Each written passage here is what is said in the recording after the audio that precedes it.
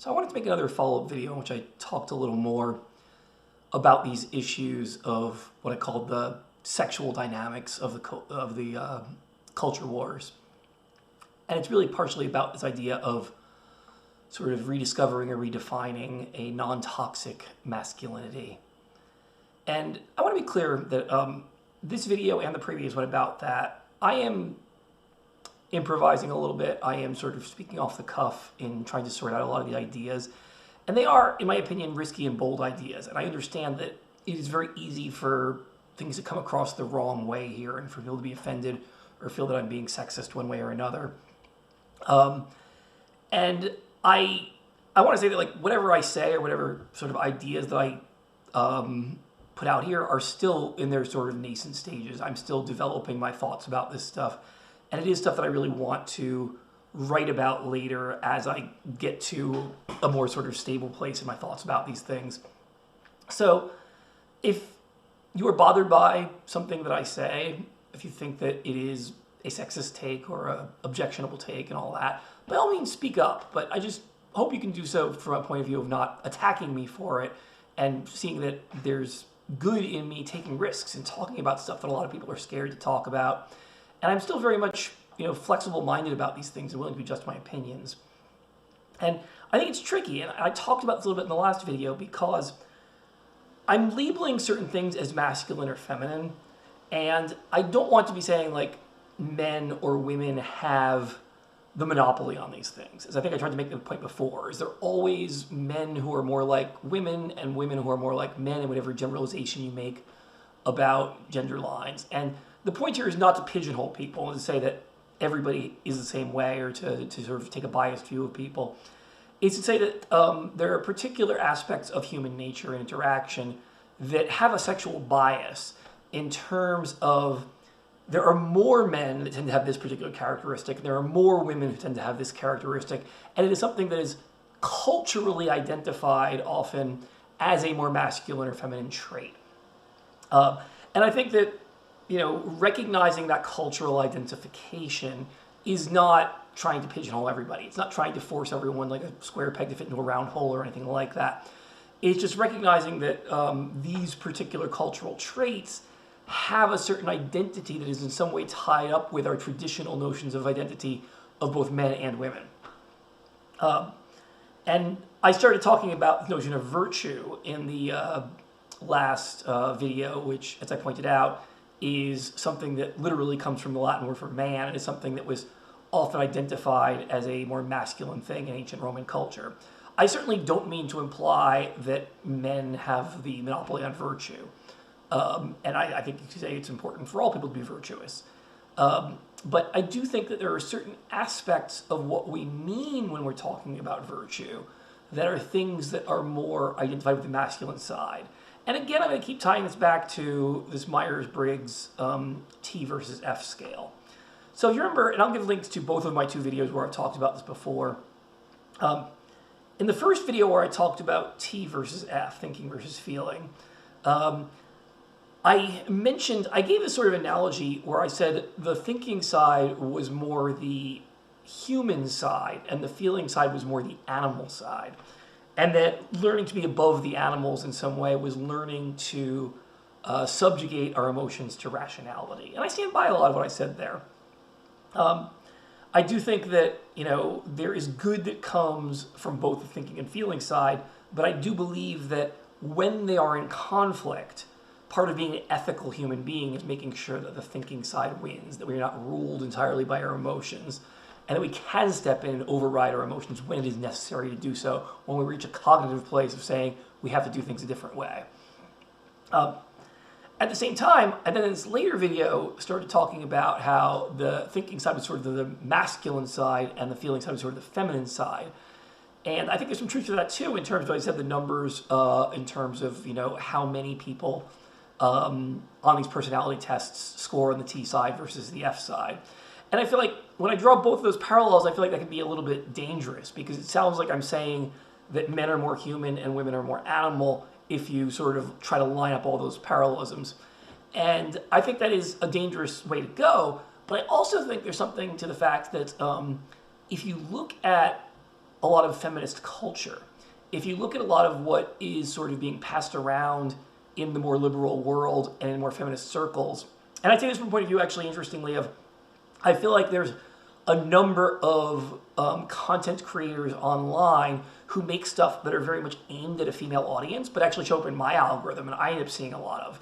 Because there's part of me that actually really likes some of this content, even though I know I'm not the intended audience for it. But one thing I've noticed is that there are a number of women who talk about these things, about sort of making the world more emotionally safe for women and supporting women and backing them up and all that, who often use the adjective feral to describe themselves or other women. And I find that really interesting in a way, because it is sort of saying that these women are sort of self-identifying that being true to their female nature is sort of being true to their animal nature. And they're in some ways sort of identifying with that ferality. I think that's really interesting. And I'm not saying it's right or wrong to identify that way. I'm just saying that there are definitely a segment of women who do identify that way.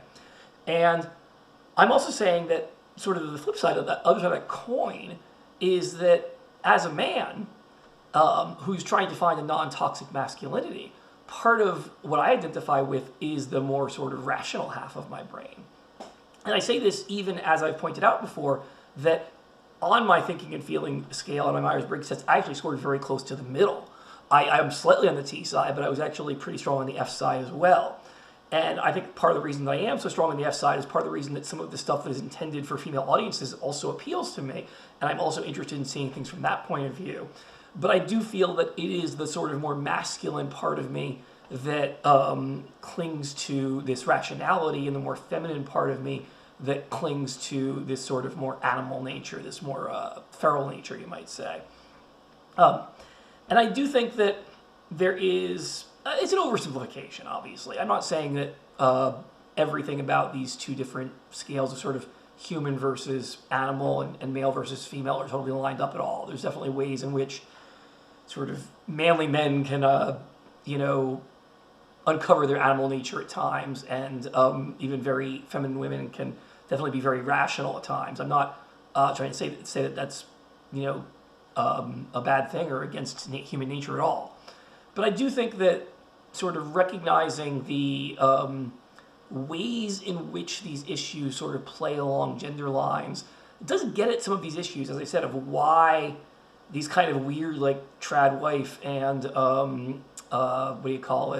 manosphere things have become popular in the right wing.